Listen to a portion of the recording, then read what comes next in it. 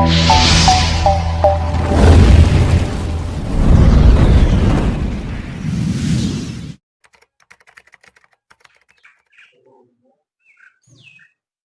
నియోజకవర్గ ప్రజలందరికీ నా హృదయపూర్వక నమస్కారాలు చేస్తూ, ప్రజలారా, ఇది మీకోసమే, మన కోసమే ప్రజలారా. ఈ స్టేట్మెంట్ మన ప్రొద్దుటూరు ఎమ్మెల్యే గారి గురించి. నాకు ఎమ్మెల్యే, మీకు ఎమ్మెల్యే, అందుకే మన ఎమ్మెల్యే అంటానా. పెద్ద ఆయన, నీతికి నిజాయితీకి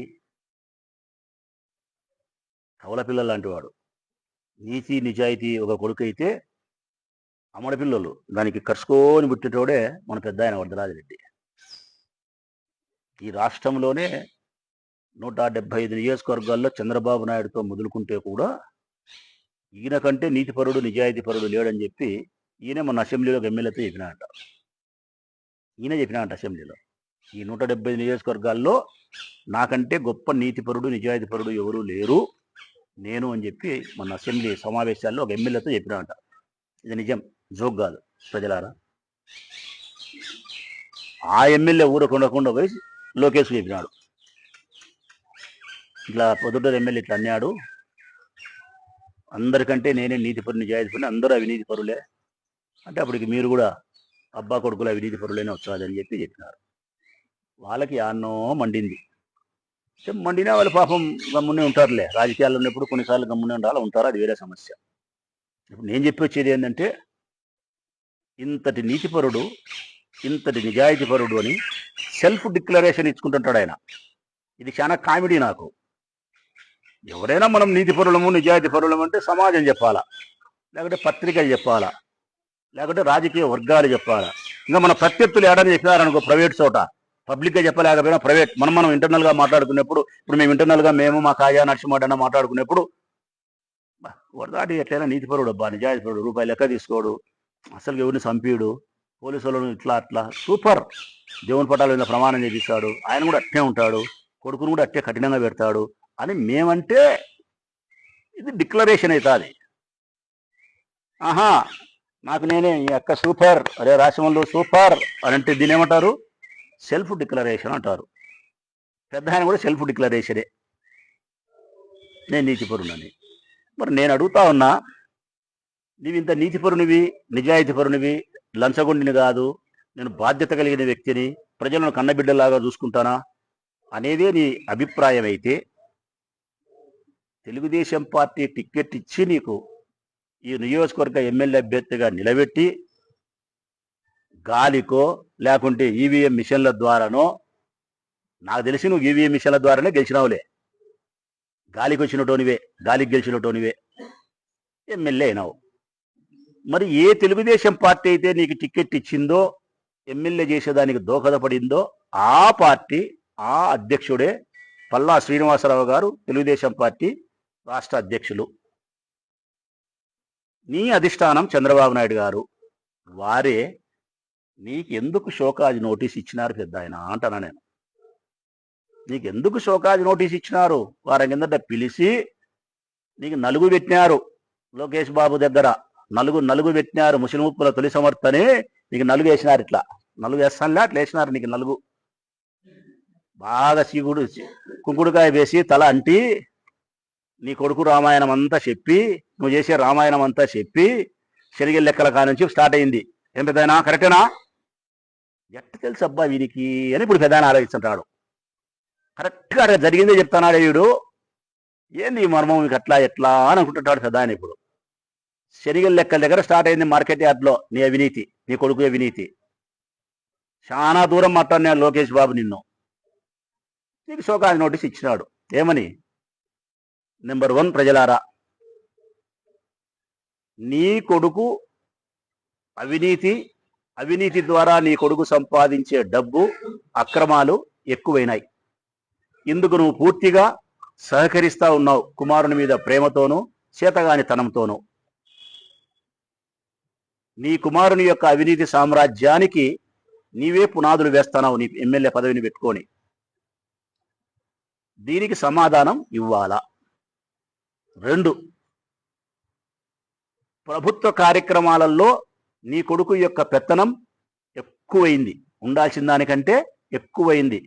సిఐలు ఎస్ఐలు పోవడం, పుష్పగుచ్చాలు ఇవ్వడం, నమస్కారాలు పెట్టడం, సెల్యూట్లు కొట్టడం, కమిషన్లు పోవడం, కమిషన్లు పిలుచుకొని వాళ్ళే ఇళ్లలో కూర్చొని ఎంత చేయడం, నీది ఏమీ లేకుండా నీ కొడుకు పెత్తనం, నువ్వు డమ్మీ కావడం, నీ కొడుకు మరొక ఎమ్మెల్యే కావడం, ప్రభుత్వ కార్యక్రమాలు ఇన్వాల్వ్మెంట్ అయిపోయి అధికారులను బెదిరించడం, లెక్కలు సంపాదించడానికి అధికారులను ఉపయోగపడమని చెప్పి హుకుం జారీ చేయడం, ఇదంతా ఎక్కువైంది నీ కొడుకుది.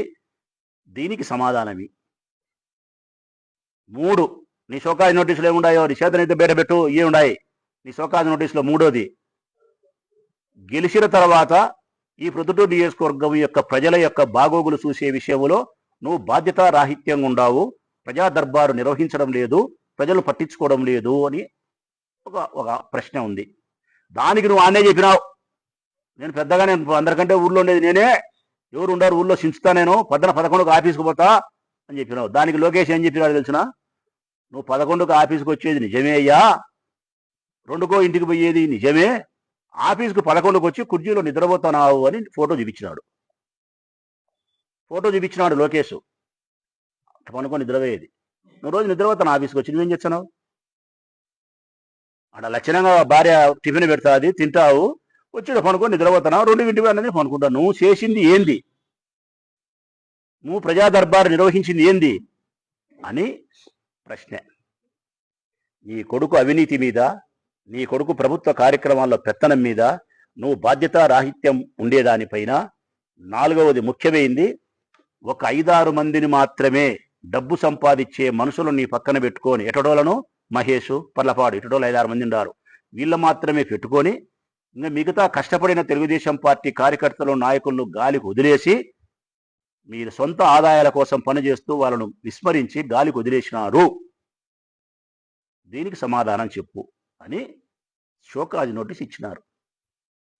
ఇది ప్రజలారా, మన పొద్దుటూరు ఎమ్మెల్యేకు వాళ్ళ పార్టీ అధిష్టానమే అవినీతిపరుడని, వాళ్ళ కొడుకు అవినీతిపరుడని, ఆయన బాధ్యతారాహిత్యం కలిగిన వాడని చెప్పి, నిద్రపోయేదాన్ని తప్ప దేనికి తరంగాడని చెప్పి వాళ్ళు ఇచ్చిన షోకాజ్ నోటీస్ ఇది. నిజంగా వరదరాజరెడ్డికి చిత్తశుద్ధి ఉంటే సత్యం పలకమను, రాధాస్వామి మీద ప్రమాణం చేసి సత్యం పలకమను. షోకాజ్ నోటీస్ ఇచ్చినారా, ఇయ్యలేదా? ఇచ్చింటే షోకాజ్ నోటీస్ నేను చెప్పినట్టు ఉండాయా లేవా చెప్పమను. లోకేష్ దగ్గర జరిగిన ఈ చర్చ అంతా నిజమా కాదా చెప్పమను. ఆయన ఇంకా చాలా జరిగినాయి లోకేష్ దగ్గర, నీకు కుంకుడుకాయ పెట్టి తలంటిన విషయాలు చాలా ఉన్నాయి. ఇంకా ఎది నువ్వు నేను చెబితే నీకు మర్యాద పోతుంది, సిగ్గు పోతుంది. ఇంత రామాయణం పెట్టుకొని నీ కొడుకు అవినీతి పెట్టుకొని 10 లేచినా నుంచి మీరు చేస్తానేది పొద్దుటూ లేనిది. ఎట్టనో ఒకట నీ కొడుకును ఆర్థిక కష్టాల్లో నుంచి గడ్డకెక్కియాల. ఆర్థిక కష్టాల నుంచి గడ్డెక్కేదాని కోసం పద్ధతి ప్రకారం డబ్బు సంపాదించుకోకుండా ఈ 5 సంవత్సరాల పదవీ కాలం పూర్తయ్యే లోపల డబ్బులు సంపాదించుకొని మీ కష్టాల నుంచి బయటికి పడాలా. పోనీ ఆ కష్టాలు ఏమన్నా నువ్వు దాతృత్వం నామచిన్న దానం చేసి వచ్చినాయా? నీకు రాలే.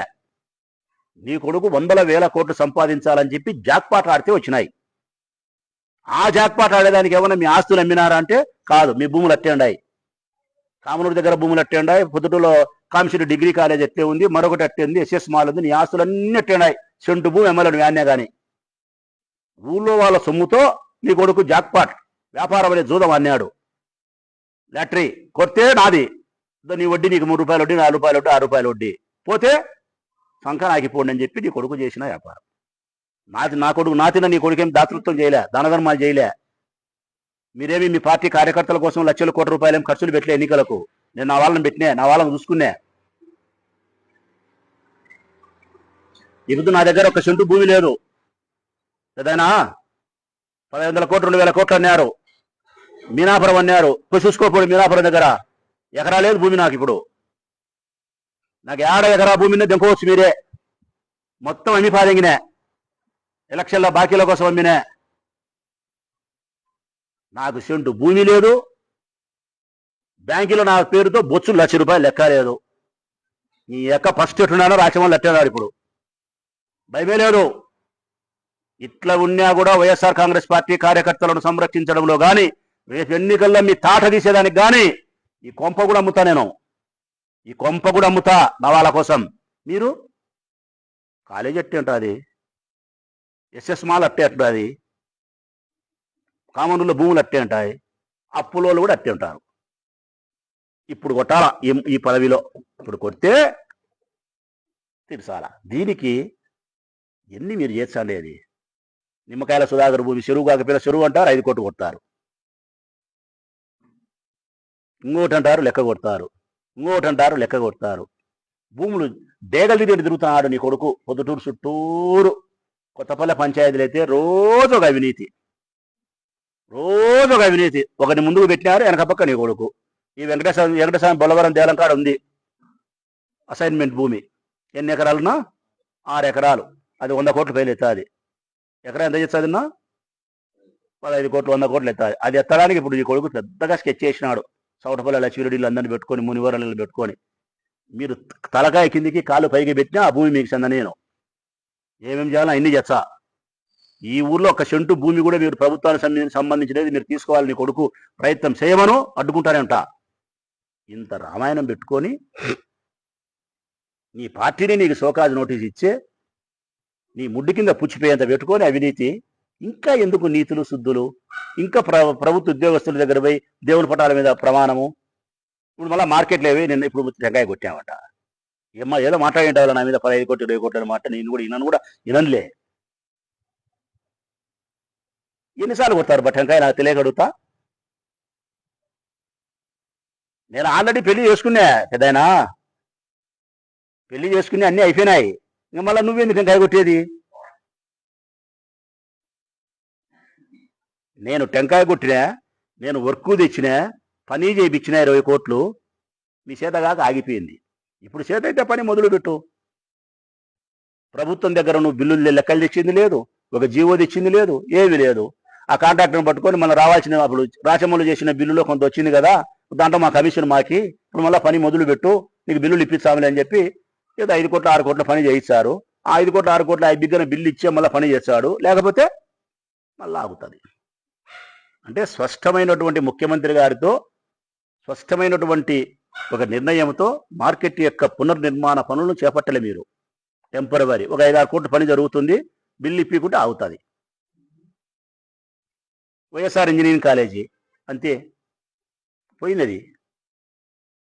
పైప్ లైన్ 150 కోట్లు క్యాన్సిల్ అయిపోయింది పైప్ లైన్ పని.